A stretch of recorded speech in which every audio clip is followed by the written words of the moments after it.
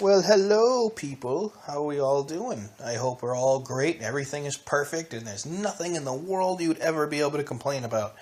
I know that's not true, but that does not mean that that's not what I don't hope for everybody. Except for people that, want to do really, really, really bad things with no reasoning. That's pretty bad. You don't want them to have their dreams come true because, yeah, you get it. Anyway, so I've been trying to, do this whole this revisit thing with all my old blogs that I've posted, just because a couple years has gone by since I've had it, or actually technically a few. I think 2015 is when I started. So since we're now fresh into 2017, and everybody thinks the world's going to end because Trump's president, which I don't really believe, but that's for another time. I just wanted to start this new year the right way and try to start pumping out some more content, and free content, of course. And hopefully you guys like it and listen and subscribe and tune in on a weekly basis or whatever and check out my stuff. So yeah, I've been going through my little list, and I was laughing because it seems like a lot of people liked all my Another Great Day in Serving. So I was thinking that I could update that in the fact that I could tell a couple of interesting stories, or at least one or two. Because like I said before, I'm trying to keep these like 10, 15 minutes, 8 to 12, somewhere in there. I want to keep them kind of short and sweet so that, people don't feel overwhelmed when they see something that's like an hour or 45 minutes or something like that they have to, invest that much time in just, listening to an audio blog. So yeah, more recently, right now I work at Macaroni Grill in Cerritos, California, in the Cerritos Town Center. If you ever want to look that up, it's a pretty amazing plaza. It's very pretty with lots of fountains and beautiful palm trees and a Best Buy and a Fridays, so I feel right at home. No Olive Garden, though. I've traveled to Florida, I remember, to visit Florida, but I went and stayed at my friend Jadiel's parents' house there, and I laughed really hysterically because I think we went to 2 or 3 different areas where there was a Best Buy. It was a Best Buy, and in that plaza was always an Olive Garden or a Red Lobster, and there was a couple of them where there was both. And that made me laugh hysterically because it's exactly like Route 2 in Rhode Island, and Olive Garden, and now it's Smoky Bones, I think. But before it was Best Buy, Olive Garden, Red Lobster, and now it's still Best Buy, Olive Garden, and Smoky Bones. But I just thought that was so funny. And then now this is the first time I've seen a Best Buy in a plaza that doesn't have an Olive Garden or a Red Lobster in it. So that made me laugh. But anyway, so I got the Macaroni Grill there, and yeah, I used to work at Chili's. I guess I still technically work at Chili's, but they haven't been scheduling me as much. But anyway, so I'm working at Chili's, and Chili's I work at it's great. I mean, it's good people. It's a really good location, and it's really not a bad company at all. Just in general, it's cool. I mean, they have some identity crisis going on where they're trying to compete with El Torito, which is around here, which is not the... it sounds like the Clint Eastwood movie about the car and the dude and the Asian family, but it's not. It's El Torito. I don't think we have them in Rhode Island. But yeah, basically it's just like a Mexican restaurant. So a lot of Mexican stuff and everything like that. But aside from that, and even in addition to that, Chili's is a pretty nice place to work, pretty great company overall. And so I'm waiting on this person, this couple and their child who, just old enough to be out of the high chair, still had the booster seat, and still had I don't know if you've noticed this, if you're ever in a restaurant, check this out for the most part. It seems like a lot of parents will sit in the booth, and they'll put the kid on the inside, and then they'll be the buffer, and it's just like the kids will always be on the inside. Because they're the wall to stop the kid from doing something stupid, because kids are stupid.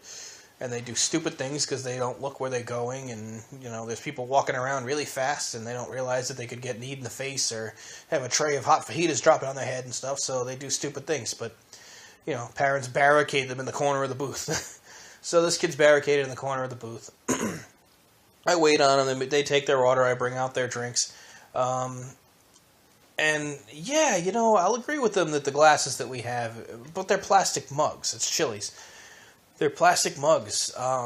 Yeah, a lot of them were a little weathered and just looked like they've been used for a long time without being replaced.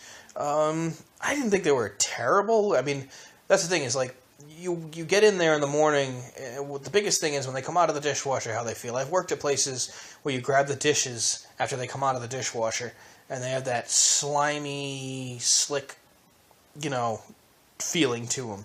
That's when you know that you need to throw that plate out, or somebody's not using the right enough soap, or the soap's getting low. You pay attention to that stuff. These glasses had some scratches and dings, and weren't perfectly acrylically crystal clear anymore.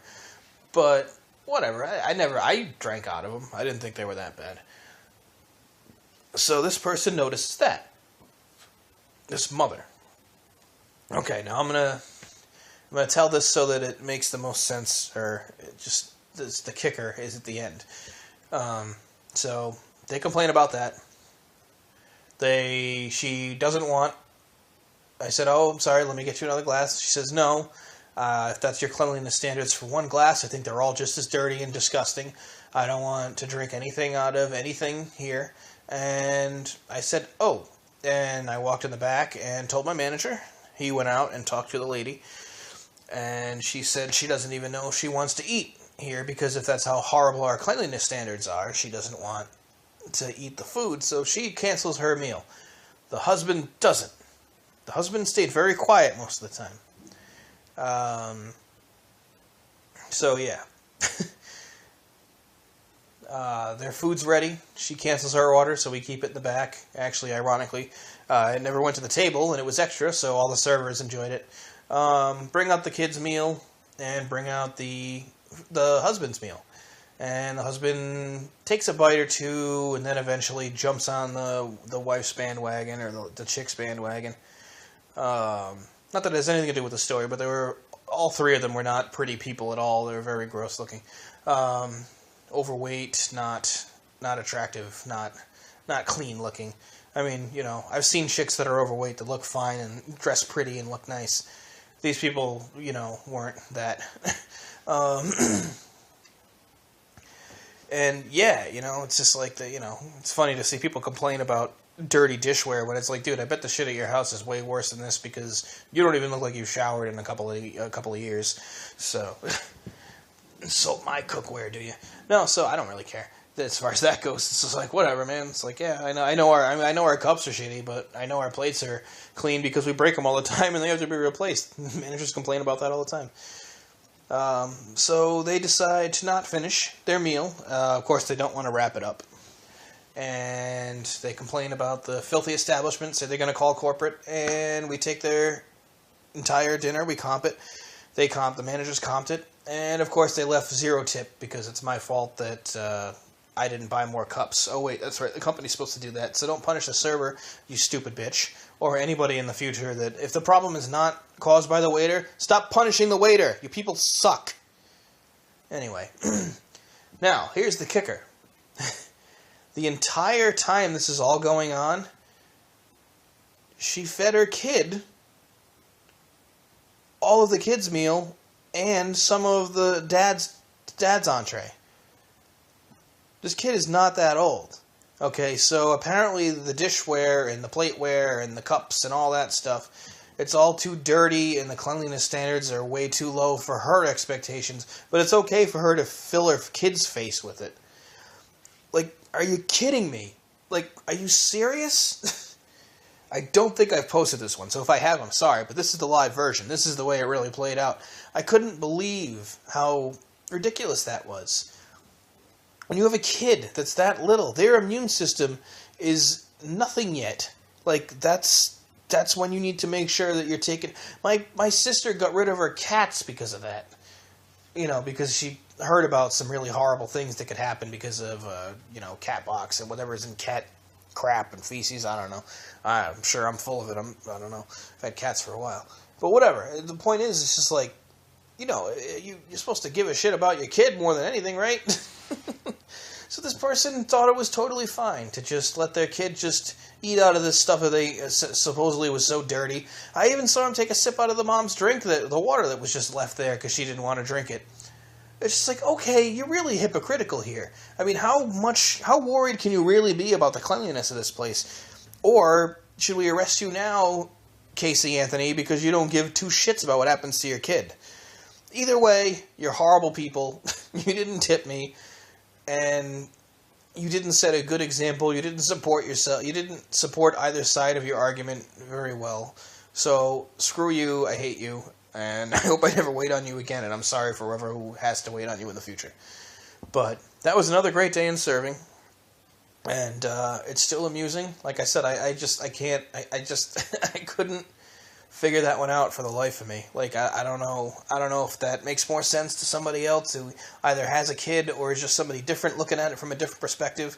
But all I know, if I was with my wife and I noticed that like 4 forks in a row were dirty or a glass or whatever, and I decided in my heart that I didn't want to keep eating anything, I would encourage my wife to not eat either, and I bet I'd convince her.